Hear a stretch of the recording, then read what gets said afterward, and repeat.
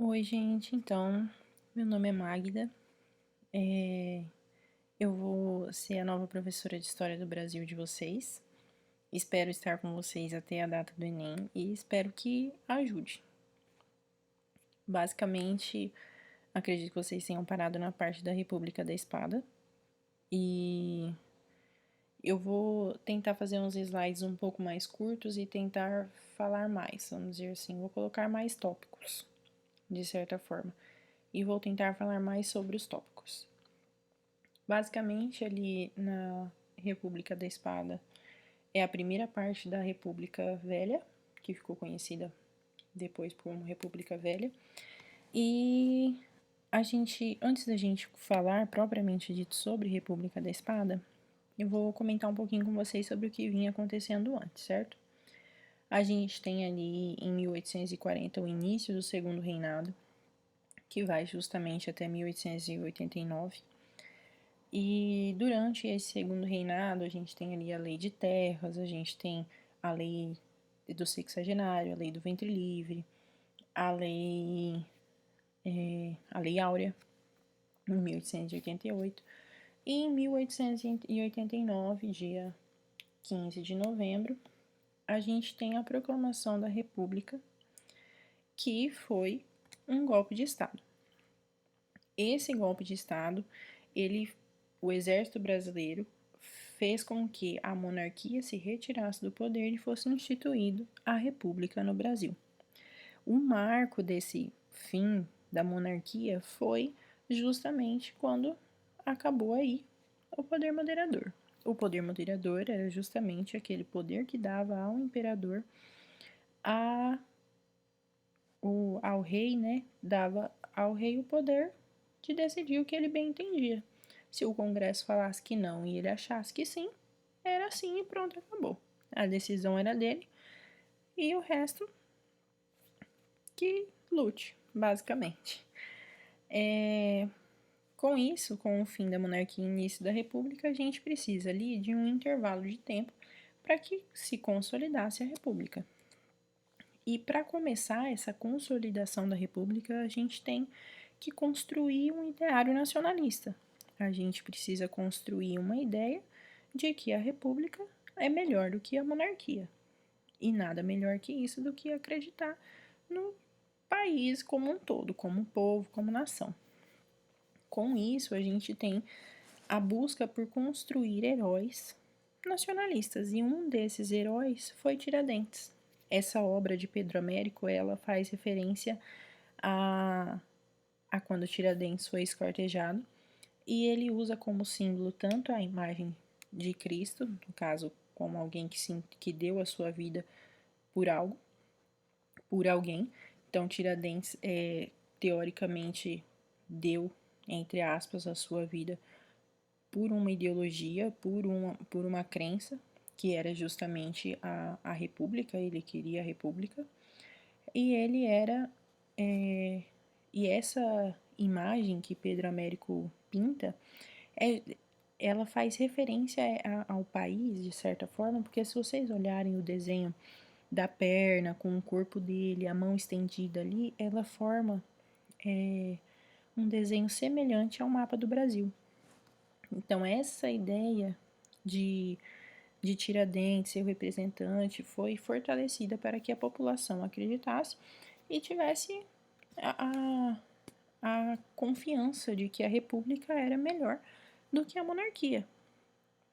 E com isso, a gente tem ali um intervalo entre 1889 e 1891, que foi chamado de governo provisório, em que Deodoro da Fonseca, que tinha sido o nome significativo na proclamação da República, foi escolhido como presidente desse período para que pudesse reger o país enquanto fosse estabelecida uma Constituição que regesse a República.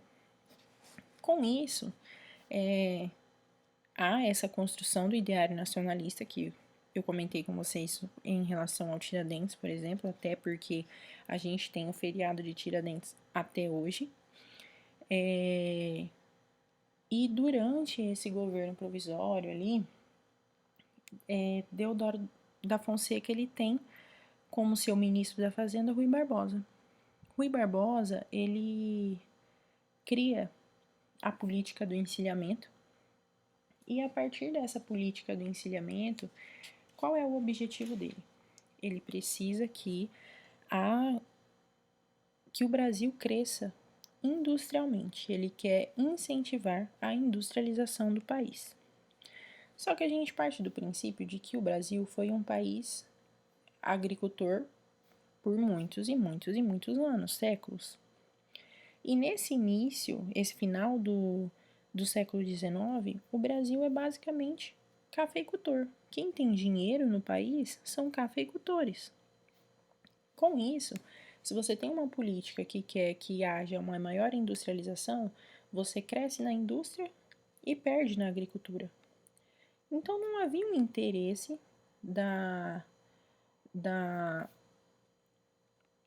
dos cafeicultores, né, dos donos de terra, dos produtores de café, em investir na industrialização do país, porque isso não seria benéfico para eles perderiam dinheiro. Mas para você ter uma industrialização, você precisa de dinheiro. Então, a outra opção que se tem, já que não se tem dinheiro no país, o investimento dos próprios brasileiros, a gente vai procurar dinheiro aonde? Fora do país. Então, tem-se essa ideia de investimento externo. O problema é que o Brasil não tem uma industrialização consolidada. E sem uma indústria consolidada, país nenhum vai ter interesse em investir no lugar incerto, num lugar em que não se sabe o que vai ser. Com isso, Rui Barbosa tem a brilhante ideia de disponibilizar aos bancos, tanto público quanto privado, a permissão em emitir papel moeda. Ao emitir papel moeda, se a gente tem muito papel moeda e não tem ouro suficiente que faz referência a esse papel moeda que é emitido, a gente tem uma inflação muito grande. E com essa facilidade em abrir empresas, muitas empresas foram abertas, muitas empresas fantasmas passaram a existir porque as pessoas pegavam um empréstimo no banco apenas para pegar o dinheiro. Muitas empresas que existiam passaram a ceder uma parte da empresa para a bolsa de valores, aumentando assim a especulação na bolsa de valores. O Brasil passou a emitir muito papel moeda, muito papel moeda, muito papel moeda. Isso fez com que a inflação crescesse muito. Com tudo isso acontecendo, com a inflação alta, se você tem uma inflação alta, você perde poder de compra. Com tudo isso acontecendo, a gente tem a quebra de muitas empresas, porque os cafeicultores não compravam essas parcelas na bolsa de valores, os estrangeiros não queriam investir na empresa no Brasil porque não era estabilizada, não era forte, não passava credibilidade, e essa gerou uma especulação muito grande na bolsa de valores do Rio de Janeiro. E essa especulação fez com que muitas empresas quebrassem, muitas pessoas perderam o emprego, muitas pessoas passaram a não ter mais como sobreviver, etc. E com isso, a gente tem uma crise econômica muito grande. E é justamente essa falta de prosperidade nessa política de industrializar o país que faz com que os cafeicultores se sintam bem, confortáveis, porque a dependência econômica do país ainda é em relação ao dinheiro deles. Eles ainda podem mandar no país, entre aspas, mas podem, porque quem tem dinheiro é quem rege a dinâmica do país, vamos dizer assim, principalmente nesse período. A partir daí, durante esses 2 anos, tem-se a Assembleia Constituinte. E a Assembleia Constituinte foi justamente solicitada para que se criasse uma nova Constituição Federal que abrangesse a parte da República. E algumas dessas coisas foram estabelecidas durante a Constituição.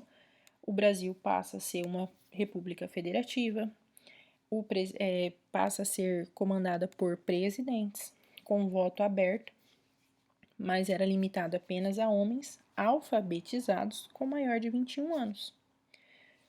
Há também a divisão dos três poderes. O Senado deixa de ser vitalício e a Assembleia Constituinte faz a Constituição de 1891 e foi determinado que o primeiro presidente do país não seria eleito pelo povo. Ele seria eleito por um congresso, por uma assembleia, vamos dizer assim, e ele governaria o país durante os próximos 4 anos. Com isso, Deodoro da Fonseca é escolhido como o primeiro presidente do país. E a gente entra aí no governo constitucional. Que o governo constitucional dura de 1891 a 1894. Em 1891, Deodoro fica na presidência, mas o que acontece? Como essa presidência é escolhida pelo Congresso, antigamente não se votava como é hoje. Hoje a gente escolhe o presidente e junto com ele vem um vice. E assim funcionam as coisas. Você não escolhe um presidente e um vice. E nessa época era justamente isso, você escolhia um presidente e um vice. Deodoro da Fonseca era de um partido, Floriano Peixoto era de outro. Deodoro foi escolhido como presidente, mas Floriano foi escolhido como vice. E isso causou alguns conflitos. E Deodoro, nada satisfeito com a situação, declara estado de sítio no país e fecha o Congresso. Ao fechar o Congresso, a Marinha Brasileira, junto com o Exército, não se sentem satisfeitos com o que está acontecendo.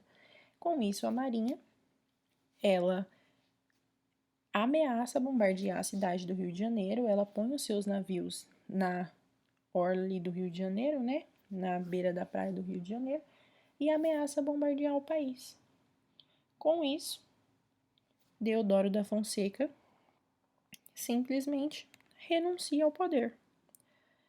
Isso ainda em 1891. Era para ele ficar 4 anos. Ele mal ficou 1. A mesma Constituição Federal determinava que o presidente, ao pedir renúncia ou ser deposto do cargo, etc., por qualquer razão, antes de completar 2 anos de mandato, o vice tomaria o poder, solicitaria novas eleições e um novo presidente seria escolhido. Mas não é isso que Floriano faz. Floriano chega e fala: não, a Constituição Federal não é válida para mim, porque a Constituição fala que o presidente tem que ser eleito pelo povo. Deodoro não foi eleito pelo povo. Se Deodoro não foi eleito pelo povo, eu não preciso sair do mandato, porque essa parte da Constituição não é válida para mim. Então, Floriano Peixoto fica de 1891 até 1894, quando terminaria de fato o mandato de Deodoro. Durante esse período do governo de Floriano Peixoto, a gente tem o florianismo. O florianismo seria aquela coisa assim, que você põe toda a sua fé, toda a sua crença, você idealiza em uma única pessoa um bem maior. Então, existiam muitas pessoas no Brasil em que pegavam em armas para defender Floriano Peixoto, porque acreditavam que tudo que ele fazia era bom, tudo que ele determinava era bom, e tudo certo, era isso, Floriano Peixoto era o cara. E esse florianismo, essa crença de que o presidente é a referência ali, que é o cara que faz as coisas, que toma as decisões certas, também é possível enxergar no livro Triste Fim de Policarpo Quaresma, de Lima Barreto. Mas isso não é visível no livro do início ao fim. Você consegue perceber isso ali na primeira metade do livro, em que Policarpo Quaresma acreditava, ele tinha essa fé de que Floriano Peixoto era o cara. Era a referência do país e tal. E beleza, né? A gente tem essa parte. E aí, a gente tem a segunda revolta da Armada. Mas essa segunda revolta já deixa de ser uma ameaça. A Marinha realmente bombardeia o Rio de Janeiro. E nessa de bombardear o Rio de Janeiro, Floriano Peixoto vai lá e compra barcos para ameaçar a Marinha Brasileira, vamos dizer assim. Mas esses barcos são sucateados, são barcos antigos e tudo mais, mas a Marinha Brasileira desiste. Ela foge, vai para o Rio Grande do Sul e no Rio Grande do Sul, Floriano Peixoto causa um pequeno burburinho, vamos dizer assim. Floriano Peixoto, ele influenciou em certas escolhas que pela Constituição Federal era determinada para o Estado. O Estado tinha autonomia de decidir essas coisas. E Floriano Peixoto simplesmente se mete onde não foi chamado. Ele ajuda na escolha de um dos governadores do estado, do Rio Grande do Sul, e isso faz com que o partido oposto a esse governador que foi escolhido fosse contra. E aí eles querem tomar o poder, eles querem dar um novo golpe de estado em cima de Floriano Peixoto. A Marinha, que fugiu da revolta da Armada lá no Rio de Janeiro, vai para o Rio Grande do Sul, se une com eles. E eles passam a subir até chegar ao Rio de Janeiro, que era então a capital do país. Então eles saem do Rio Grande do Sul, vai para o Paraná, vai para Santa Catarina, de Santa Catarina para o Paraná. Mas quando eles chegam em São Paulo, em que eles acreditavam que eles teriam o apoio do exército paulista, eles se equivocam. O exército paulista defende Floriano. E defende Floriano porque eles acreditam que. Eles acreditam não, né? Eles pedem para que Floriano abrisse as portas para que o próximo presidente do país fosse um paulista. E Floriano não é bobo. Floriano vai lá e fala, beleza.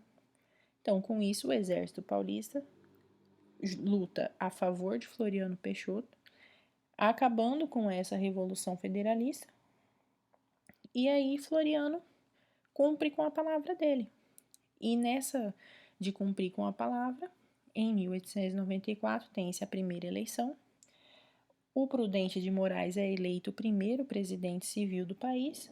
E a partir daí a gente começa com a República Oligárquica. Eu queria recomendar para vocês um canal no YouTube para vocês assistirem, se vocês quiserem incrementar a aula de história. O canal chama História Online. Ele tem várias playlists, vários vídeos que vocês podem assistir e são professores muito bons. E assim, sempre que vocês puderem, tiverem um tempinho a mais, é sempre bom vocês darem uma aprofundada mais no assunto, né? Então, assim, procurem depois lá no YouTube mesmo o canal História Online, que é muito bom. E aqui a gente fecha a parte da República da Espada e a gente vai dar início à República Oligárquica.